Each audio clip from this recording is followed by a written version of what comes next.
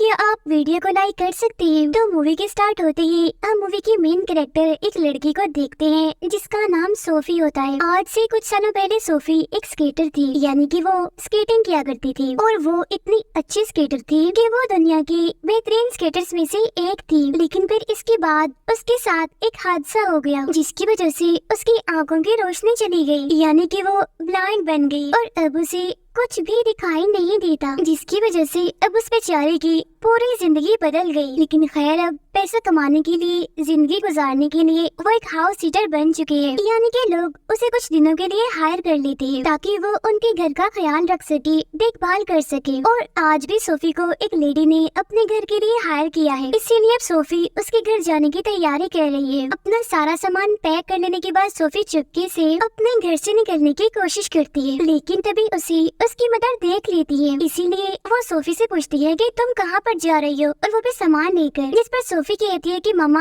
असल में मैं अपने काम पर जा रही हूँ। इसके बाद सोफी की मॉम उससे ये भी पूछती है कि तुम्हारे अकाउंट में $4200 किसने भेजे हैं। जिस पर सोफी अपनी मॉम को बताती है कि असल में मैंने अपना एक फैन पेज बनाया हुआ है जहाँ पर लोग मेरे काम से इम्प्रेस होकर मुझे एक्स्ट्रा मनी दे देते हैं। लेकिन ऐसा कुछ नहीं था और सोफी झूठ बोल रही थी। असल में सोफी जिसके घर पर भी जाती थी वो वहाँ से वाइन की 2-3 बोतल्स को चुरा कर ऑनलाइन बेच देती है। फिर कुछ टाइम के बाद वो एक गाड़ी के जरिए उस लेडी के घर तक पहुँच जाती है, जहाँ वो लेडी उसे बताती है कि कल ही मेरी डिवोर्स हुई है, जिसकी वजह से कुछ दिनों के लिए मैं वेकेशंस पर जा रही हूँ ताकि मेरा जहन बहल सके और मैं थोड़ा रिलैक्स हो जाऊँ। यहाँ पर वो लेडी सोफी को अपनी बिल्ली का ख्याल रखने के लिए भी कहती है और कुछ देर के बाद ही वो वहाँ से चली जाती है। अब यहाँ पर हम देखते हैं कि इस लेडी का घर काफी बड़ा है जिसमें बहुत सारे सिक्योरिटी सिस्टम्स भी लगे हुए थे। इसके बाद सोफी अपने दोस्त को वीडियो कॉल करती है जहाँ वो सोफी को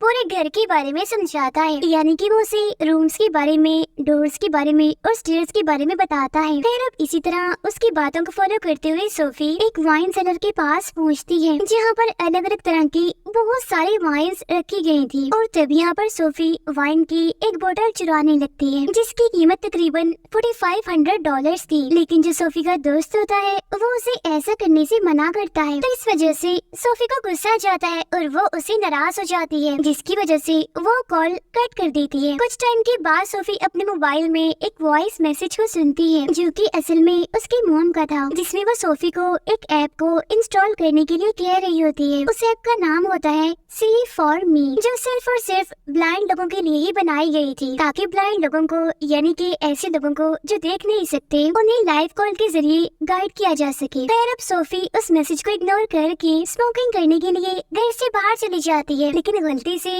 घर का डोर पीछे से लॉक्ड हो जाता है। हालांकि सोफी उसको खोलने की कोशिश भी करती है लेकिन वो उसे नहीं खुलता, जिसकी वजह से सोफी काफी घबरा जाती है। इसीलिए अब वो अपने दोस्त को कॉल करने की कोशिश करती है, लेकिन फिर वो उसे कॉल नहीं करती और रुक जाती है क्योंकि अभी कुछ टाइम पहले ही तो उसका अपने दोस्त के साथ झगड़ा हो गया। इसके बाद सोफी को अपनी मॉम की बताई हुई वो ऐप याद आती है, यानी कि सेव फॉर मी। इसीलिए सोफी उस ऐप को इंस्टॉल कर लेती है। ये सब कुछ सोफी अपने मोबाइल में वॉइस कमांड के जरिए ही कर रही थी। फिर ऐप को इंस्टॉल करने के बाद अब वो सर्वर से कनेक्ट हो जाती है जहाँ पर कॉल एक लड़की को लग जाती है। सोफी यहाँ पर उसे अपनी प्रॉब्लम बताती है और दरवाजा खोलने में उसकी मदद करने के लिए कहती है, लेकिन वो लड़की उसकी मदद तो नहीं करती बल्कि वो अजीब सा बिहेव कर रही होती है, जिसकी वजह से सोफी कॉल बंद कर देती है। इसके बाद सोफी दोबारा से कॉल मिलाती है और अब की बार कॉल लगती है एक लड़की को जिसका नाम कैली होता है। तब यहाँ पर कैली वीडियो कॉल के जरिए सोफी की मदद करती है और वो उसे घर के बैक डोर से घर के अंदर जाने के लिए कहती है, लेकिन बर्फ जमने की वजह से वो डोर जाम हो जाता है। तब यहाँ पर कैली सोफी को डोर खोलने का तरीका बताती है, जिसे फॉलो करते हुए सोफी आखिरकार उस डोर को खोलने में कामयाब हो ही जाती है। लेकिन तभी घर का अलार्म बज जाता है, जहाँ सोफी कैली की मदद से बड़ी मुश्किल से उस अलार्म को बंद करती है। अब क्योंकि कैली ने सोफी की हेल्प की थी, इसीलिए सोफी उसे फर्स्ट प्रायोरिटी पर सेट कर देती है ताकि सोफी को जब भी मदद की जरूरत हो तो कॉल सीधा केनी को ही जाए। अब रात को सोने से पहले हम देखते हैं कि सोफी अपने लैपटॉप में स्केटर्स के बारे में डॉक्यूमेंट्री सुन रही होती है, क्योंकि उसे अभी भी बहुत शौक था स्केटिंग करने का। फिर कुछ ही देर के बाद उसे नींद आने लगती है और वो सो जाती है। इसके बाद सीन शिफ्ट होकर जाता है इस घर के बाहर, जहाँ पर हम देखते हैं कि वहाँ एक गाड़ी आके रुकती है, जिनमें से 3 लोग बाहर आते हैं, जो कि असल में तीनों चोर थे, जो इस घर में मौजूद सीक्रेट सेफ में रखे $10 मिलियन चुराने के लिए आए थे। आते ही वो लोग घर को डिसअलार्म कर देते हैं, जहाँ डोर खुलने के बाद वो घर के अंदर आ जाते हैं। फिर जब वो लोग सेफ को खोलने की कोशिश कर रही होती है, तो तभी सोफी को उनकी आवाजें सुनाई देने लगती है, जिसकी वजह से उसकी आंख खुल जाती है। जब सोफी जल्दी से उठती है और चेक करने के लिए जाती है, तब उसे लगने लगता है कि शायद ये आवाज उस बिल्ली की होगी जो कि खेल रही होगी, इसीलिए वो उसके गले में बंधे पट्टे का अलार्म बजा देती है। जब अलार्म बजते ही एक चोर फौरन ही समझ जाता है कि जरूर घर में कोई न कोई मौजूद है। इसी वजह से टॉर्च लाइट की हेल्प से वो घर के हॉल में चेक करने के लिए जाता है कि आखिर वहाँ पर कौन है, जहाँ वो उस बिल्ली को यहाँ पर बैठा हुआ देखता है। इसके बाद वो वापस अपने चोर साथी के पास आकर उसे कहता है कि मुझे पूरा यकीन है कि इस घर में जरूर कोई न कोई तो है, तो इसीलिए मैं चेक करके आता हूँ, तब तक तुम सेफ को खोलने की कोशिश करो। इसके बाद जैसे वो चोर चेक करने के लिए जा रहा होता है, तो तभी सोफी का हाथ एक बोतल पर लग जाता है, जो कि नीचे गिरकर टूट जाती है, और साथ साथ सोफी का मोबाइल भी नीचे गिर जाता है। आवाज को फॉलो करते हुए वो चोर उसी तरफ बढ़ता है, लेकिन सोफी जल्दी से अपना मोबाइल उठाकर दूसरे रूम में चली जाती है, और अब वो हेल्प के लिए फौरन ही पुलिस को कॉल कर देती है, जहाँ ऑपरेटर उसे कहती है कुछ देर तक पुलिस वहाँ पर पहुँच जाएगी, यानी कि आपके घर पहुँच जाएगी। इसके बाद सोफी कॉल करती है केनी को, और वो उसे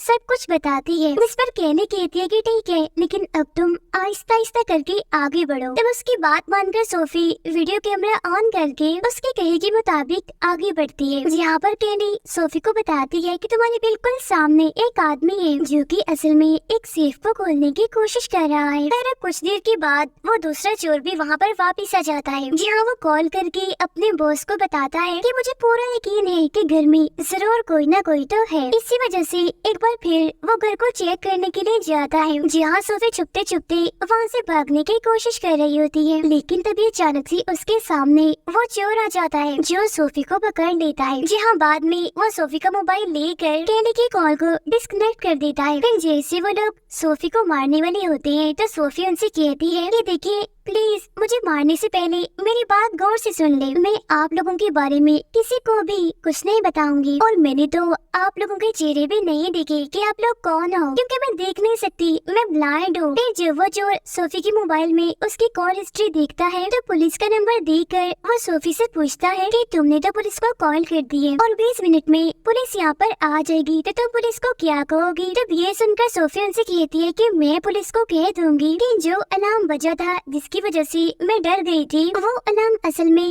गलत बज गया था, क्योंकि उस अलार्म में कोई ग्लिच थी, और इस घर में तो मेरे अलावा और कोई है ही नहीं। इसके बाद सोफी उन लोगों से कहती है कि प्लीज आप लोग मुझे भी इस प्लान में शामिल कर लो ना अपने साथ, मैं आपसे ज्यादा कुछ नहीं मांगती, बस आप मुझे मेरा हिस्सा दे देना। इसके बाद वो चोर अपने बॉस को कॉल करके इस बारे में सब कुछ बताता है, जहाँ पर वो चोर सोफी को इस प्लान में शामिल करने के लिए मान जाता है। इसके बाद सोफी पुलिस को कॉल करती है और पुलिस को यहाँ पर आने के लिए मना करती है, लेकिन ऑपरेटर उसे बताती है कि हमारी फीमेल ऑफिसर वहाँ पर आकर ये कंफर्म करेंगी कि तुम सच बोल रही हो या फिर झूठ कह रही हो, यानी कि तुम सच में अकेली हो या फिर वहाँ पर कोई और भी है। फिर अब कुछ ही देर के बाद वो फीमेल ऑफिसर वहाँ पर पहुँच जाती है, जहाँ सोफी उसे ये यकीन दिलाने की कोशिश करती है कि मेरे अलावा यहाँ पर और कोई भी नहीं है, लेकिन वो ऑफिसर सोफी से कहती है कि मैं तुम्हारी जुबान पर यकीन नहीं कर सकती, कंफर्म करने के लिए मुझे घर के अंदर तलाशी लेने दो। तो वो ऑफिसर घर के अंदर आकर टॉर्च लाइट से हर तरफ चेक करने लगती है, लेकिन तब तक वो तीनों चोर छुप चुके होते हैं। इसके बाद वो फीमेल ऑफिसर बार बार सोफी से पूछने लगती है कि देखो मेरी बात सुनो, घबराओ नहीं, अगर तुम्हें कोई परेशानी है तो मैं तुम्हारी मदद कर सकती हूँ। इस पर सोफी कहती है कि नहीं तो ऐसी कोई भी बात नहीं है, मुझे कोई खतरा नहीं है, मुझे आपकी कोई भी मदद नहीं चाहिए, इसीलिए आप यहाँ से चले जाएं। तो इसके बाद वो ऑफिसर वहाँ से जाने लगती है, लेकिन तभी अचानक से उस चोर का फोन बजने लगता है, जो कि वहाँ पर सामने ही पास में पड़ा हुआ था, जिस पर कॉल असल में उसका बॉस कर रहा था। इसके बाद ऑफिसर फोन उठाकर सोफी को देती है, जहाँ पर सोफी कॉल अटेंड करती है। यहाँ वो बॉस हालात के बारे में सोफी से पूछता है, लेकिन सोफी उसकी बात का जवाब नहीं देती और झूठी मूठी बातें करके वो फोन बंद कर देती है। तो ये देखकर ऑफिसर दोबारा से यहाँ से जाने लगती है, लेकिन तभी पुलिस की कॉल उस ऑफिसर के पास आती है, जिसमें बताया जाता है कि हमारे पास कैली नाम की एक लड़की की कॉल आई थी और उस लड़की ने भी हमें सेम लोकेशन इस घर की बताई है और उसने कहा है कि इस घर में कुछ लोग घुस आए हैं। तब ये सुनकर ऑफिसर फिर से घर के अंदर आ जाती है चेक करने के लिए, जहाँ वो चोर अचानक से उसके सामने आकर सरेंडर कर देता है और कहता है कि यहाँ पर मैं घुसा हूँ, यहाँ पर बस मैं ही हूँ, इसीलिए मैं खुद को आपके हवाले करता हूँ और आप मुझे अपने साथ ले जा सकती हो। लेकिन उस ऑफिसर को उसकी बातों पर यकीन नहीं आता, इसीलिए वो फौरन ही पुलिस स्टेशन कॉल करके बैकअप भेजने के लिए कहती है। और तब इतनी ही देर में दूसरा चोर भी यहाँ पर पहुँच जाता है, जो वहाँ पर आती ऑफिसर को धक्का दे देता है, लेकिन ऑफिसर उस चोर पे गोली चला देती है और वो गोली उसे छूकर गुजर जाती है। इसके बाद वो चोर ऑफिसर की गले में एक तार डालकर जोर से उसका गला दबा देता है, जिसकी वजह से उस ऑफिसर की वहीं पर ही मौत हो जाती है। अब इसी दौरान सोफी ऑफिसर की गन को उठाकर फौरन ही वहाँ से बाहर भाग जाती है, जहाँ वो इसके बाद दोबारा से C4 में ऐप के जरिए कैली को कॉल करती है, जहाँ पर कैली उसकी मदद करती है और उसे रास्ता समझाती है, जहाँ आगे जाकर सोफी एक रूम में छुपकर बैठ जाती है। लेकिन कुछ देर में एक चोर उसे ढूंढते हुए यहाँ पर पहुँच जाता है और वो फौरन ही सोफी को सरेंडर करने के लिए कहता है, लेकिन कैली सोफी को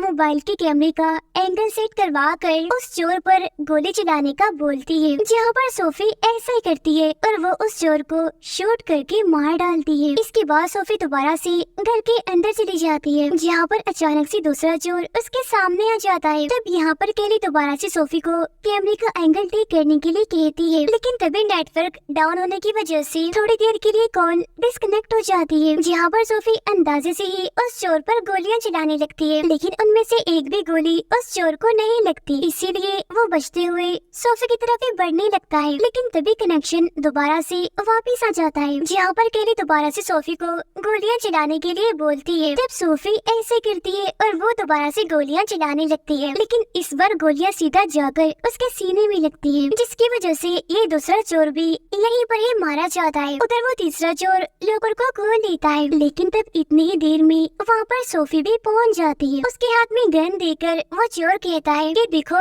रुको, ना तुम मुझे जानती हो और ना मैं तुम्हें जानता हूँ, तो इस लिहाज से हमारी कोई भी दुश्मनी नहीं है, मैं तो बस अपने हिस्से के पैसे उठाऊंगा और यहाँ से चला जाऊंगा। इसके बाद वो चोर अपने पैसे उठाकर वहाँ से जाने लगता है, लेकिन सोफी दोबारा से उस पर गन पॉइंट कर देती है। तब यहाँ पर कैली सोफी से कहती है कि जल्दी करो, उस पर गोली चलाओ, वो बिल्कुल निशाने पर है। लेकिन तभी सोफी का मोबाइल बैटरी लो होने की वजह से बंद हो जाता है, जिसकी वजह से कैली की कॉल डिस्कनेक्ट हो जाती है। लेकिन तभी वो चोर अपने दोस्त की गन को लेकर सोफी को शूट करने की कोशिश करने लगता है, लेकिन उससे पहले सोफी ही अंदाजे से उसे शूट करके उसे जान से मार डालती है। फिर कुछ ही देर के बाद चोरों का लीडर यहाँ पर पहुँच जाता है, जहाँ पर आकर वो देखता है कि उसके तीनों साथी तो मर चुके हैं। अब क्योंकि वो सोफी के बारे में जानता था, इसी वजह से वो उसे ढूंढने लगता है, लेकिन तब तक सोफी छुप चुकी होती है। इसके बाद सोफी उसका ध्यान भटकाने के लिए घर की सारी लाइट्स को ऑफ कर देती है। ऐसा करते ही सोफी वहाँ से भागने लगती है, जहाँ वो लीडर अंधेरे में ही उस पे गोलियां चलाने लगता है, जहाँ उनमें से एक गोली सोफी को लग भी जाती है। इसके बाद सोफी के हाथ